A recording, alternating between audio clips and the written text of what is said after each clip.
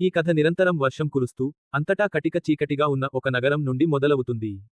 అదే నగరంలో, బ్యానన్ అనే వ్యక్తి ఒక పాత కారు దగ్గర నిలబడి దాన్ని స్టార్ట్ చేయడానికి ట్రై చేస్తూ కనిపిస్తాడు. అతను చాలా సార్లు కీ తిప్పినా, కారు అతనికి సపోర్ట్ చేయదు. ఇంజిన్ అస్సలు స్టార్ట్ అవ్వదు. నిజానికి బ్యానన్ ఆ ప్లేస్ వదిలేసి వేరే ఎక్కడికైనా వెళ్ళిపోవాలి అనుకుంటాడు. అతనికి అక్కడ ఉండటం అస్సలు ఇష్టం లేదు. కానీ బయట పరిస్థితి చాలా ఘోరంగా ఉంది. ఆగకుండా వర్షం పడుతోంది. చుట్టూ చీకటిగా ఉండటంతో ఏదీ సరిగ్గా కనిపించడం లేదు. సరిగ్గా అప్పుడే, తన కారు రూఫ్ మీద ఏదో బరువైన వస్తువు పడినట్టు బ్యానన్కి అనిపిస్తుంది. అతను చాలా భయపడిపోయి బయట ఏముందో చూడటానికి ప్రయత్నిస్తాడు. కానీ చీకటి, వర్షం వల్ల ఏమీ కనిపించదు. ఆ తర్వాత బ్యానన్ తన ఫోన్ తీస్తాడు. ఫోన్ స్క్రీన్ మీద తన భార్య ఫోటో కనిపిస్తుంది. ఆ ఫోటో చూడగానే అతను ఒక్క క్షణం ఆగిపోతాడు. ఆ తర్వాత ఒక రికార్డింగ్ ప్లే చేస్తాడు. ఆ రికార్డింగ్లో తన భార్య అందరినీ అక్కడి నుండి బయటకు పంపేస్తున్నారని చెప్తుంది.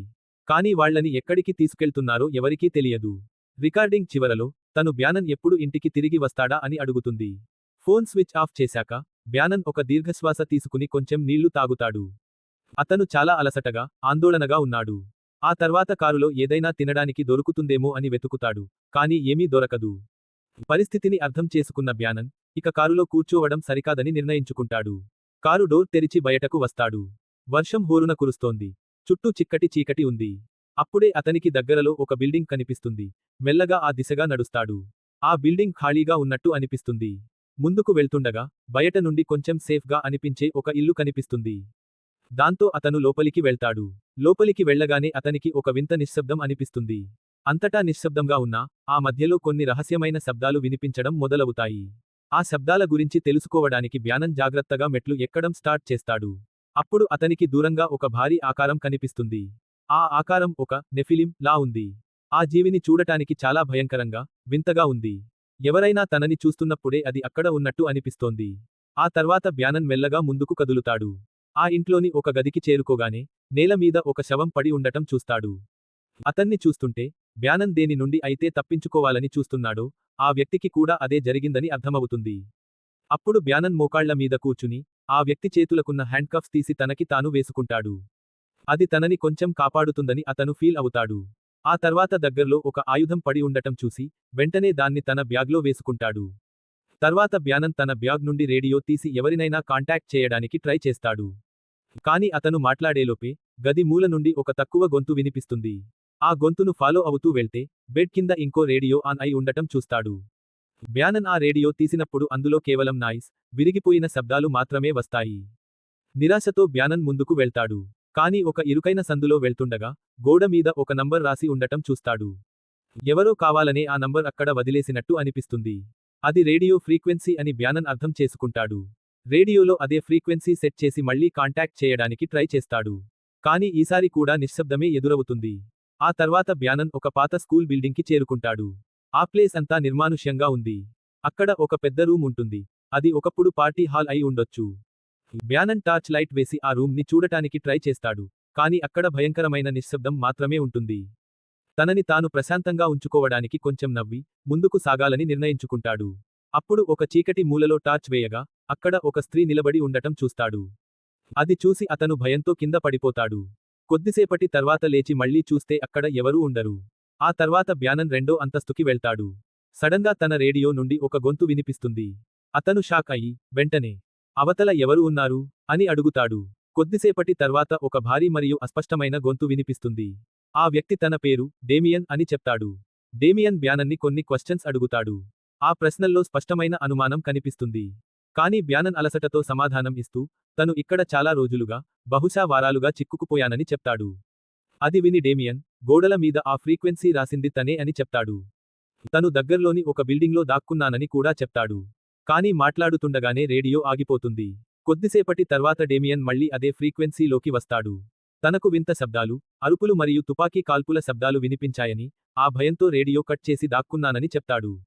బ్యానన్ తన అడ్రస్ అడిగేలోపు రేడియో మళ్లీ ఆగిపోతుంది. నిరాశతో బ్యానన్ అక్కడ కూర్చుని, తన ఫోన్ తీసి భార్య మరియు కూతురి ఫోటోలు, రికార్డింగ్స్ మళ్లీ చూడటం స్టార్ట్ చేస్తాడు. తన చిన్న కూతురు వీడియో చూస్తుంటే, పక్కన ఒక వ్యక్తి నిలబడి ఉండటం కనిపిస్తుంది. అతన్ని చూసి బ్యానన్ తను చిన్నప్పుడు ఇలాగే ఉండేవాడేమో అని అనుకుంటాడు. కానీ వెంటనే తనని తాను సర్దుకుంటాడు. ఆ తర్వాత బ్యానన్ బయటకు వెళ్లి కొంచెం వర్షపు నీటిని సేకరిస్తాడు. ఆ బాటిల్ని వాసన చూసి, ఈ నీళ్లు తాగడం సేఫ్ కాదా అని ఆలోచిస్తాడు. అప్పుడు అతనికి మళ్ళీ అదే వ్యక్తి కనిపిస్తాడు. నీకు నమ్మకం లేకపోతే ఆ నీళ్లు తాగకు అని అతను చెప్తాడు. బ్యానన్ రిస్క్ తీసుకోవాలని అనుకుంటున్నప్పుడు సడన్గా రేడియో మళ్ళీ మ్రోగుతుంది. డేమియన్ గొంతు వినిపిస్తుంది. కొన్ని కొత్త మరియు వింత శబ్దాలు వినిపించడంతో కాల్ కట్ చేయాల్సి వచ్చిందని, ఇప్పుడు పరిస్థితి కొంచెం ప్రశాంతంగా ఉందని, తను బ్యానన్ని కలవడానికి వస్తున్నానని చెప్తాడు.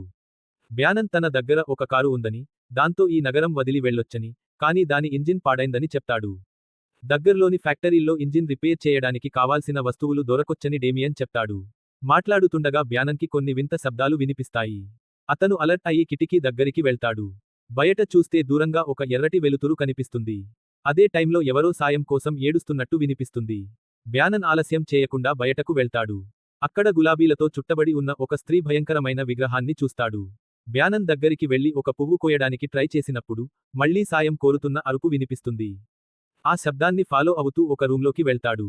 అక్కడ చుట్టుపక్కల నుండి భయంకరమైన శబ్దాలు వినిపించడంతో భయంతో గన్ తీస్తాడు. అప్పుడు ఒక చిన్న పిల్లాడు ఏడుస్తున్నట్టు వినిపిస్తుంది. చాలా జాగ్రత్తగా ముందుకు వెళ్తే, తన ముందు ఒక వింతైన, వికృతమైన జీవి కనిపిస్తుంది. ఆ జీవే రకరకాల శబ్దాలను మిమిక్రీ బ్యానన్ అర్థం చేసుకుంటాడు. వెంటనే బ్యానన్ దాన్ని షూట్ చేయడానికి ట్రై చేస్తాడు కానీ గన్లో బుల్లెట్లు లేవని తెలుస్తుంది. ఇక అక్కడి నుండి పారిపోవడం తప్ప వేరే దారి లేదు. ఆ భయంకరమైన జీవి అతని వెంట పడుతుంది. కానీ బ్యానన్ ఎలాగోలా ఒక చోట దాక్కుంటాడు. కొద్దిసేపటి తర్వాత ఆ జీవి తన పక్క నుండే వెళ్లడం చూస్తాడు. ఆ జీవి ఒకేసారి రకరకాల మనుషుల గొంతులతో అరుస్తోంది. ఆ శబ్దాలు ఎంత భయంకరంగా ఉన్నాయంటే బ్యానన్ పూర్తిగా వణికిపోతాడు. అప్పుడు సడన్గా బ్యానన్కి మెలకువ వస్తుంది. తను ఒక అడవిలో ఉన్నట్టు తెలుస్తుంది. చెట్ల మధ్య నడుస్తుండగా అతనికి ఒక తెల్లటి తోడేలు నిపిస్తుంది. ఆ తోడేలు కొద్దిసేపు తనని చూసి ముందుకు వెళ్ళిపోతుంది. కొంచెం దూరంలో ఒక గడ్డం ఉన్న ముసలాయన మనుషుల పళ్లతో ఏదో వింతైన పూజ చేస్తూ కనిపిస్తాడు. అప్పుడు సడన్గా బ్యానన్ నోట్లో విపరీతమైన నొప్పి వస్తుంది. అతను ఉమ్మి వేస్తే తన ఒక పన్ను ఊడి పడిపోతుంది. ఆ పన్ను ఊడిన చోటు నుండి ఒక చిన్న జీవి బయటకు రావడం చూసి భయంతో బ్యానన్కి ఒళ్ళు మొద్దుబారిపోతుంది. మళ్ళీ అతనికి మెలకువ వస్తుంది. ఈసారి తను ఇంకో చీకటి అడవిలో ఉండి వేగంగా శ్వాస తీసుకుంటున్నాడు. దగ్గర్లో ఉన్న ఒక లాంతరు వెలిగిస్తాడు. ఆ వెలుతురులో ఒక వ్యక్తి వెనక్కి నడుస్తూ ఉండటం చూస్తాడు. ఆ వ్యక్తి వేగంగా తన దగ్గరికి వచ్చి, ఆ వస్తువుని తిరిగి ఇచ్చేయాలని చెప్పి వెళ్ళిపోతాడు. అప్పుడు బ్యానన్ మళ్ళీ కళ్ళు తెరుస్తాడు. ఇప్పుడు అతనికి అర్థమవుతుంది ఇదంతా ఒక భయంకరమైన కల అని. కొద్దిసేపు ప్రశాంతంగా కూర్చుని తనని తాను కంట్రోల్ చేసుకుంటాడు. కిటికీ దగ్గరికి వెళ్లి చూస్తే ఆకాశంలో ఇంకా ఆ ఎర్రటి వెలుగులు కనిపిస్తూనే ఉంటాయి. ఆ వర్షపు నీటిని తాగి, చుట్టుపక్కల వస్తువుల కోసం వెతుకుతాడు. ఇక ఈ ప్లేస్ వదిలి వెళ్లాలని డిసైడ్ అవుతాడు. ముందుకు వెళ్తుండగా ఒక గ్రీన్ హౌస్ చేరుకుంటాడు. అక్కడ తనకు దొరికిన ఫుడ్ బాక్స్ ఓపెన్ చేయడానికి ట్రై చేస్తుంటే డేమియన్ మళ్లీ రేడియోలో కాంటాక్ట్ అవుతాడు. డేమియన్ కొన్ని ప్రమాదకరమైన పరిస్థితుల వల్ల తన ప్లేస్ మార్చాల్సి వచ్చిందని, అందుకే ఇంకా దూరంగా ఉన్నానని చెప్తాడు. బ్యానన్ ఆ వింత జీవి గురించి చెప్తాడు. ఆ జీవులని అస్సలు నమ్మకూడదని, అవి మనుషుల గొంతుల్ని పర్ఫెక్ట్ గా అనుకరిస్తాయని డేమియన్ హెచ్చరిస్తాడు. గన్ వర్క్ చేయడం లేదని బ్యానన్ చెప్తే, రేడియోలోనే గన్ ఎలా ఫైర్ చేయాలో డేమియన్ ఎక్స్ప్లెయిన్ చేస్తాడు. మాట్లాడుతుండగా ఒక భయంకరమైన అరుపు వినిపిస్తుంది. అది నెఫిలిం అరుపు అని డేమియన్ చెప్తాడు. అప్పుడే పై నుండి 2 యుద్ధ విమానాలు వెళ్తాయి. ఆకాశంలో మరిన్ని ఎర్రటి వెలుగులు కనిపిస్తాయి. ఆ భయంకరమైన జీవులతో పోరాడుతున్న చివరి సైన్యం అని అర్థమవుతుంది. అది చూసి బ్యానన్ ఒక చెట్టు ఎక్కి గోడను దాటడానికి ట్రై చేస్తాడు. కానీ సడన్గా ఒక బుల్లెట్ తన వైపు రావడంతో కింద పడిపోతాడు. ఎలాగోలా తప్పించుకుని ఒక షెల్టర్లో దాక్కుంటాడు. చుట్టూ బాంబుల పేలుళ్లు వినిపిస్తాయి. భయంతో పరిగెత్తుతూ ఒక సేఫ్ ప్లేస్కి చేరుకుంటాడు. అక్కడ ఒక వ్యక్తిని చూసి అతన్ని ఫాలో అవుతూ ఒక ఇరుకైన చోటుకి వెళ్తాడు. అక్కడ బ్యానన్ అతని మీద గన్ గురిపెట్టి తన బ్యాగ్ ఇమ్మని అడుగుతాడు. ఆ వ్యక్తి కత్తి తీస్తాడు. ఇద్దరి మధ్య గొడవ జరుగుతుంది. చివరికి అతను ఒప్పుకోవడంతో బ్యానన్ ఆ బ్యాగ్ లాక్కుంటాడు. ఆ వ్యక్తి వణుకుతున్నా బ్యానన్ కనికరం చూపడు. అతను గన్ లాక్కోవాలని చూస్తే బ్యానన్ షూట్ చేస్తాడు. బుల్లెట్ అతని కాలికి తగలడంతో అతను కింద పడిపోతాడు. బ్యానన్ బ్యాగ్ తీసుకుని వెళ్ళిపోతాడు. కానీ ఓపెన్ చేస్తే అందులో కేవలం పాత చిరిగిన బట్టలు మాత్రమే ఉంటాయి. అందులో కొంచెం నీళ్లు ఉంటే తాగి, అది కూడా వర్షపు నీరు కావడంతో పారేస్తాడు. మళ్లీ సాయం కోసం అరుపు వినిపిస్తుంది. కానీ ఈసారి అది ఆ జీవి మాయ అని బ్యానన్కి తెలుసు. ఆ జీవి తన దగ్గరికి రావడం చూస్తాడు. కానీ దూరం నుండి తుపాకీ శబ్దం వినిపించడంతో ఆ జీవి అటువైపు వెళ్ళిపోతుంది. ఛాన్స్ దొరకగానే బ్యానన్ ఒక బేస్మెంట్లో దాక్కుంటాడు. కొద్దిసేపటి తర్వాత బయటకు వస్తే, ఒక వ్యక్తి అతని మీద గన్ గురిపెడతాడు. అతను బ్యానన్ని తన తప్పిపోయిన కొడుకు అహసాస్ అని పిలుస్తాడు. బ్యానన్కి ఇది వింతగా అనిపించినా ఏమీ అనకుండా అతనితో వెళ్తాడు. ఆ ముసలాయన అన్నం, నీళ్లు ఇస్తాడు. ఆకలితో ఉన్న బ్యానన్ తింటాడు కానీ, ఆ నీళ్లు తాగగానే అది నీళ్లు కావని అర్థమై వెంటనే ఉమ్మివేస్తాడు. ఆ వ్యక్తి తన కూతురు నెఫిలింతో వెళ్లిపోయిందని, అతని వల్ల గర్భవతి కూడా అయిందని చెప్తాడు. తన కూతురు ఎక్కడ అని అడిగితే అతను వింతగా మాట్లాడుతూ వెతకడానికి వెళ్తాడు. ఆ గ్యాప్లో బ్యానన్ పారిపోతాడు. తర్వాత బ్యానన్ వేర్హౌస్ల వైపు వెళ్తాడు. అక్కడ కండిషన్లో ఉన్న ఒక కారు బ్యాటరీ దొరుకుతుంది. వెంటనే డేమియన్ కి రేడియోలో ఇన్ఫార్మ్ చేస్తాడు. డేమియన్ కారు లొకేషన్ అడుగుతాడు. బ్యానన్ మొదట తడబడినా, తర్వాత నమ్మి లొకేషన్ చెప్తాడు. వెళ్తుండగా బ్యానన్ కి తన గతం గుర్తొస్తుంది. ఒక చిన్న పిల్లాడు బొమ్మలతో ఆడుకోవడం చూస్తాడు.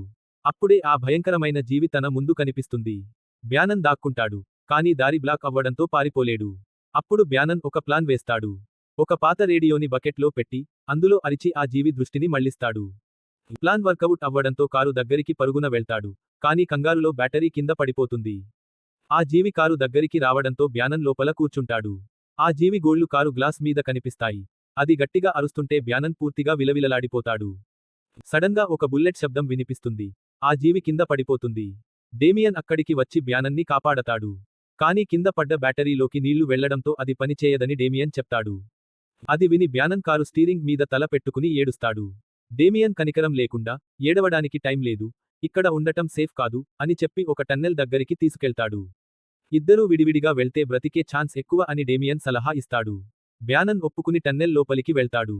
టార్చ్ వెలుతురు తగ్గిపోతుండగా, లోపల జీవుల శబ్దాలు వినిపిస్తాయి. చీకట్లో టార్చ్ వదిలేసి ముందుకు వెళ్తే టన్నెల్ చివర దారి కనిపిస్తుంది. బయటకు రాగానే అడవిలోకి పరుగెత్తుతాడు. అక్కడ చాలా లాంతర్లు వెలుగుతూ ఉంటాయి. సైనికులు ఆ జీవులతో పోరాడుతూ ఉంటారు. ఒక సైనికుడు తన పక్క నుండే వెళ్తుంటే, బ్యానన్ చనిపోయినట్టు నటిస్తాడు.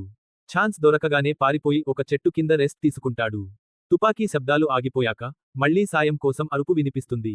ఈసారి వెళ్లి చూస్తే అక్కడ డేమియన్ ఉంటాడు. నిశ్శబ్దంగా ఉండమని డేమియన్ చెప్తాడు. మరుసటి రోజు అడవిలో నడుస్తుండగా వేట ఆడాలని డేమియన్ చెప్తాడు. బ్యానన్ కి ఒక గుంతలో నీళ్లు కనిపిస్తాయి. అవి తాగితే టేస్ట్ చాలా దారుణంగా ఉంటుంది. కోపంతో బ్యానన్ గట్టిగా అరుస్తాడు.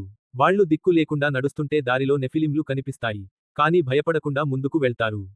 రాత్రి డేమియన్ మంట పెట్టి వేటాడిన మాంసాన్ని వండి ఇద్దరూ తింటారు. తింటున్నప్పుడు బ్యానన్ తన పేరు వెనుక ఉన్న కథ చెప్తాడు. చిన్నప్పుడు తనకు బ్రయాన్ బ్యానన్ అనే కామిక్ క్యారెక్టర్ అంటే ఇష్టమని, అందుకే తన తండ్రి ఆ పేరు పెట్టాడని చెప్తాడు. ఇద్దరి మధ్య లోతైన సంభాషణ జరుగుతుంది. డేమియన్ గన్ అడిగితే బ్యానన్ ఇవ్వడు. నెక్స్ట్ డే బ్యానన్ నిద్రలో ఉండగా ఒక స్త్రీ గొంతు వినిపిస్తుంది. ఒక భయంకరమైన కల వస్తుంది. కలలో డేమియన్ కనిపించడు. కానీ ఆ ముసలాయన ఒక పిల్లాడు, స్త్రీ, పురుషుడితో వింత పూజ చేస్తూ కనిపిస్తాడు. వాళ్లు తను ఇదివరకు చంపిన వాళ్లే అని బ్యానన్కి అనిపిస్తుంది. భయంతో ఆ ముసలాయన్ని షూట్ చేయాలని డిసైడ్ అవుతాడు. సడన్గా నిద్ర లేవగానే, డేమియన్ తన మీద షూట్ చేయడం చూస్తాడు. బ్యానన్ చెట్ల వెనుక దాక్కుని ఎదురు కాల్పులు జరుపుతూ పారిపోతాడు. కొద్దిసేపటి తర్వాత డేమియన్ నేల మీద పడి ఉండటం చూస్తాడు. బ్యానన్ దగ్గరికి వెళ్లగానే, డేమియన్ తనని కొట్టి, తన పళ్ళు పీకి, గొంతు నులిమేస్తాడు. అప్పుడు ఆ వ్యక్తి ముఖం చూసి బ్యానన్ షాక్ అవుతాడు. తను ఇంతకుముందు చూసిన వ్యక్తి ఇతనే. బ్యానన్ ఎలాగోలా తప్పించుకుని గన్ తీసుకుంటాడు. కానీ డేమియన్ అప్పటికే గన్ గురిపెట్టి షూట్ చేస్తాడు. బ్యానన్ నొప్పితో విలవిలలాడుతుంటే, డేమియన్ అతని బ్యాగ్ తీసుకుని చూస్తూ ఉంటాడు. బ్యానన్ ముందు నీళ్లు తాగి అసలు నిజం చెప్తాడు. బ్యానన్ ఈ ప్రపంచానికి చెందినవాడు కాదని, కేవలం ఒక సర్వైవర్ అని అంటాడు. బ్యానన్ నొప్పితో, అసలు నువ్వు ఎవరివి అని అడిగితే, డేమియన్, నేను కూడా ఒక సర్వైవర్నే అని చెప్తాడు. డేమియన్ అతన్ని అక్కడే చావుకి వదిలేసి వెళ్లిపోతాడు. కొద్దిసేపటి తర్వాత డేమియన్ ఫోన్ రింగ్ అవుతుంది. ఒక స్త్రీ గొంతు తనని ప్రేమగా పిలుస్తుంది. డేమియన్ నవ్వుతాడు. అప్పుడు అర్థమవుతుంది డేమియన్ నిజానికి ఒక మాన్స్టర్ అని. అతను మనుషుల గొంతుల్ని అనుకరించే ఆ జీవే. అది మెల్లగా మనుషుల గొంతులే కాదు, వాళ్లలాగే మారిపోతోంది. బ్యానన్ని చంపాక అతని జ్ఞాపకాలన్నీ దీనికి వచ్చేస్తాయి. అందుకే అది తనని తాను, బ్యానన్, గా ఫీల్ అవ్వడం స్టార్ట్ చేస్తుంది. అలా బ్యానన్ విషాదాంతంతో ఈ కథ ముగుస్తుంది.